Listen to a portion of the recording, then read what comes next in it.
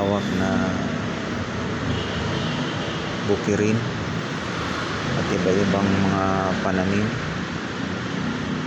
Dito guys ay kung babiyahiin natin mula sa Metro Manila ay siguro nasa kulang-kulang na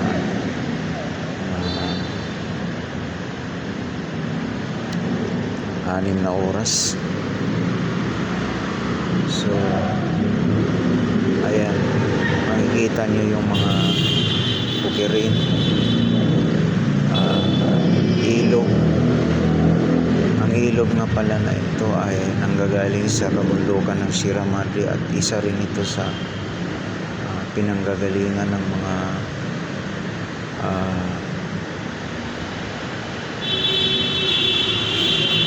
tubig dito sa Metro Manila.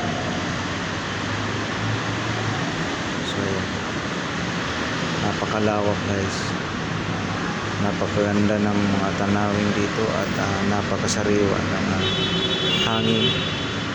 Kapag kayo nandito ay talagang marirelax kayo. At dito rin matatagpuan yung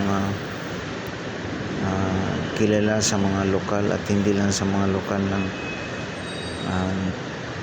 taga roon, kundi maging sa ibang karatig na bayan, yung Minalongaw River at yung Bayokbok River. So sinubukan namin magpunta doon pero hindi na namin kinaya dahil inabot na kami ng gabi sa pagbabiyahe namin. So pinagpasyahan na lang namin na hanggang dito lang muna sa lugar na ito. So ayan guys, makikita nyo sa video. Ayan, ayan. Maraming salamat guys. Sana gustuhan nyo yung pinapakita ko sa inyong video.